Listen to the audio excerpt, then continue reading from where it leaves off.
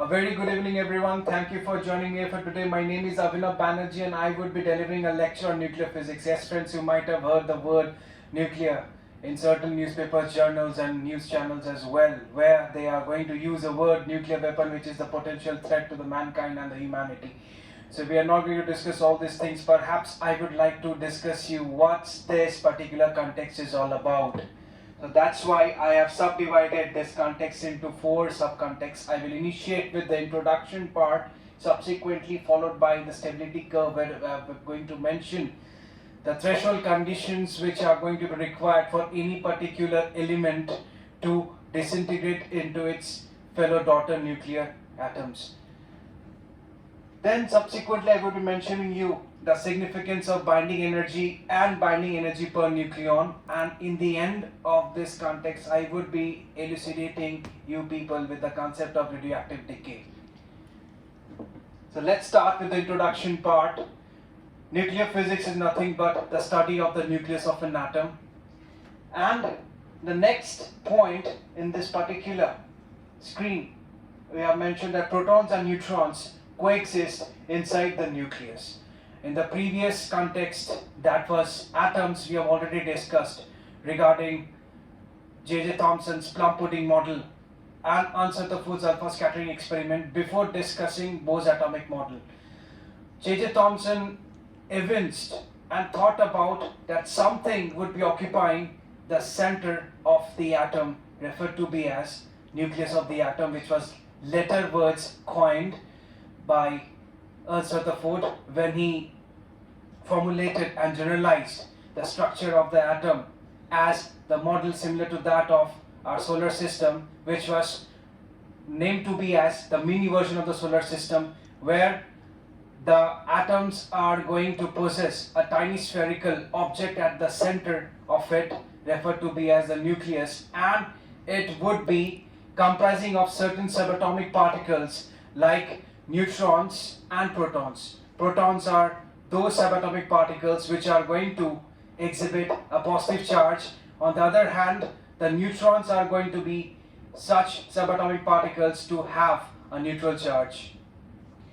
And the nucleus of the atom was generalized and formulated by Ernst Rutherford by his famous alpha scattering experiment, which we had already learned in our previous context, where he was able to observe that 99.3% of the space inside of the atom were empty in nature. Only 0.303% of its space was being occupied by certain tiny spherical objects referred to be as the nucleus of the atom.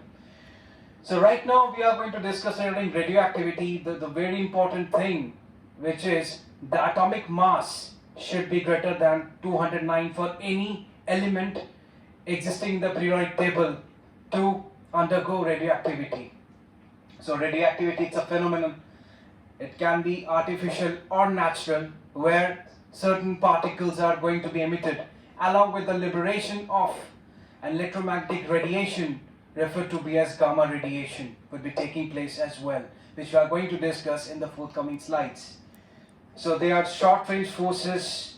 Nuclear forces are short-range forces in nature, as we have already familiar with the 4 forces of nature: gravity, electromagnetic, strong and weak force. So these 2 forces, strong and weak force, are said to be the strongest forces as comparative to the other remaining 2 forces, which are gravity and electromagnetic forces.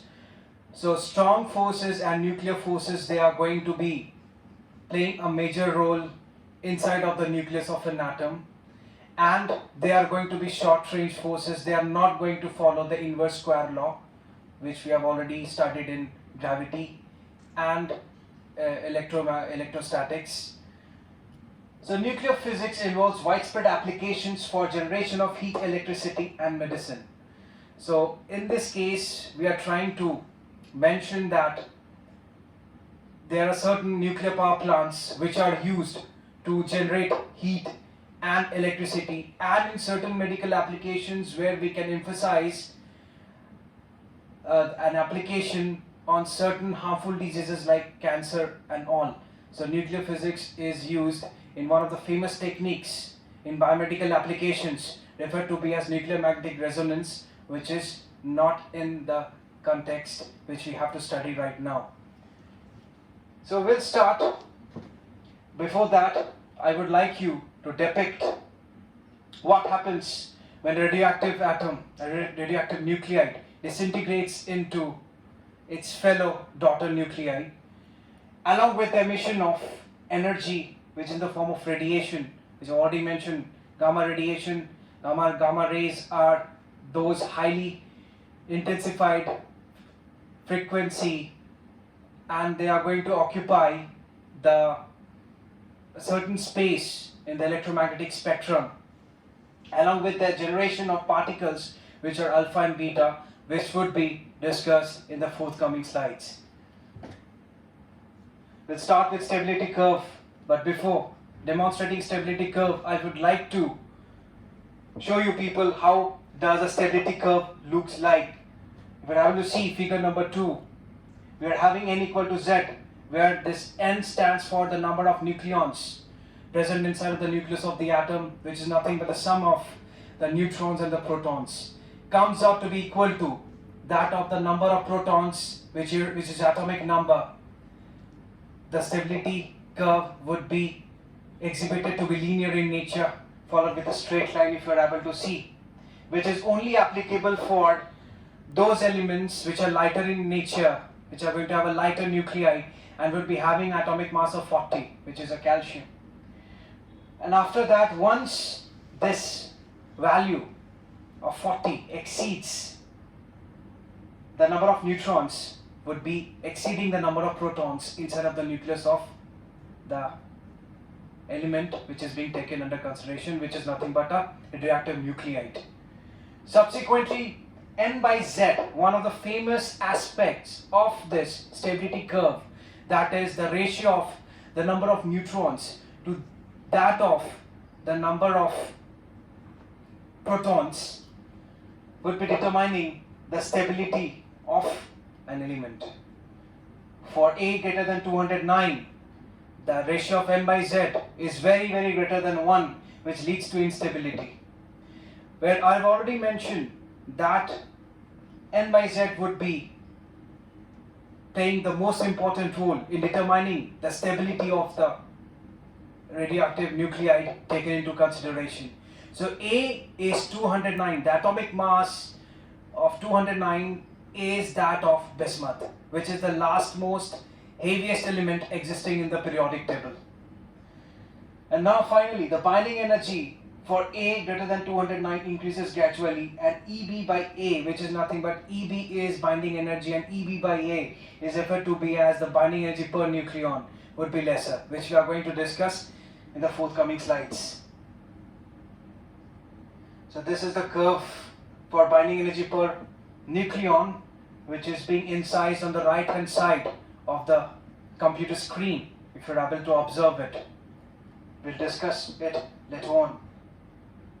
So if you're able to see in figure number 2, we are having the non-linearity, the curve which is being drawn just beneath the green dots, where that is referred to be as the line of stability, and all lighter nuclides are going to occupy certain spaces over there in that region, and below that being depicted by green dots, and with the green dots along with that the red dots, they are going to be those radioactive nuclides which are going to emit beta radiation or undergo beta decay. They are going to generate beta particles. And I've already mentioned that another set of particles which are going to be generated due to any radioactive disintegration, alpha particles. The threshold condition is that the atomic mass of that particular radioactive nuclide needs to be greater than that of 210. Then only alpha particle emission would be taking place. So we'll discuss all these things later on. Next comes binding energy.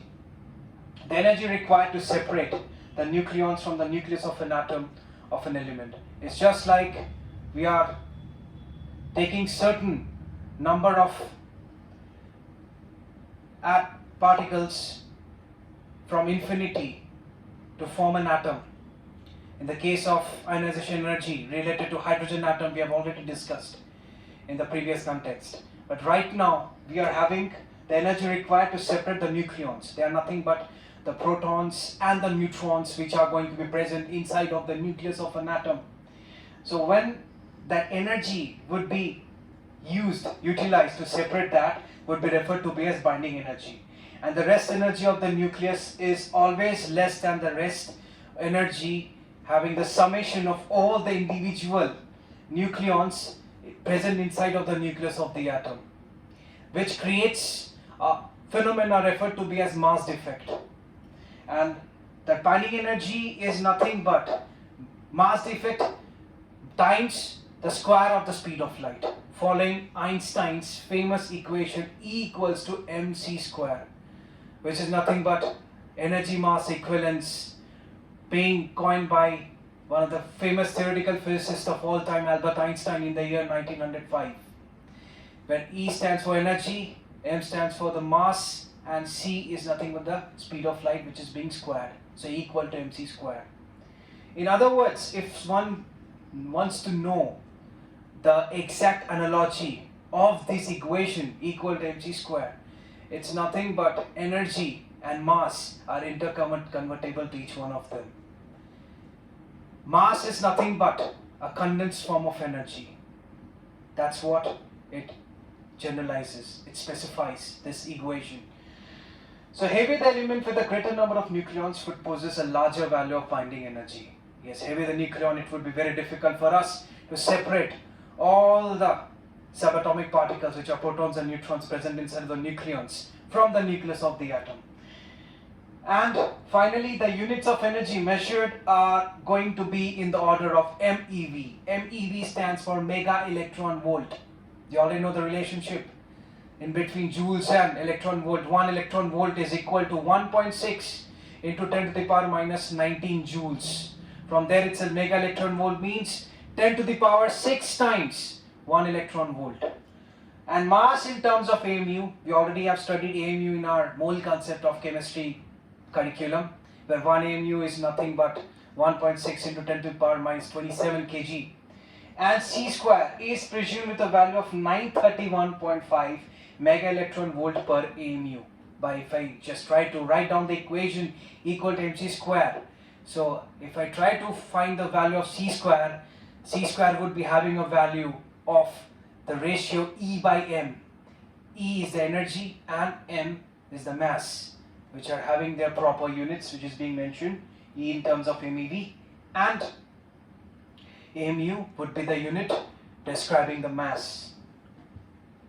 So binding energy per nucleon, it's the average energy required to separate the nucleus into its individual fellow nucleons. Yes, we already discussed regarding binding energy. Now that's the average energy which we require to separate the subatomic particles present inside the nucleus of an atom into separately is referred to be as binding energy per nucleon. It's EB by A. But before that, we are going to discuss what this binding energy equation stands for. It's being mentioned ZMP plus A minus ZMN minus A C square. Okay, so I mentioned this term, which is being mentioned in square brackets as the mass defect. I already mentioned that the mass of the subatomic particles present inside of the nucleus of an atom is always greater than that of the atomic mass of that particular nucleide. So that's why we will be saying Z is the atomic number, MP is the mass of the proton, that is 1.627 into 10 to the power minus 27. A minus Z is going to give us the value of N, which is the number of neutrons, and M subscript N would be representing the value of the mass of the neutron, which would be equivalent to 1.649 into 10 to the power minus 27 kg, minus of A. I've used the abbreviation A, where A represents the mass number multiplied by C square. So that's what it is. Now if I divide the entire expression with A, I would be getting binding energy per nucleon, which can also be represented by an equation which is being depicted at the bottom of the red arrow.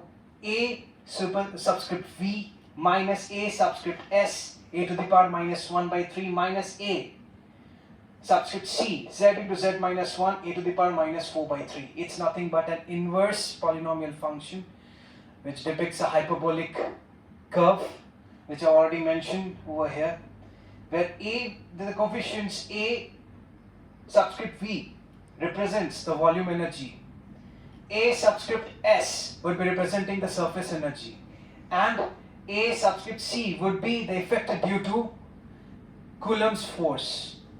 So that's what I mentioned. It's a conjunction of volume energy, surface energy, and Coulomb's electrostatic force, and each and every expressions are having their own significance along with its coefficients as well.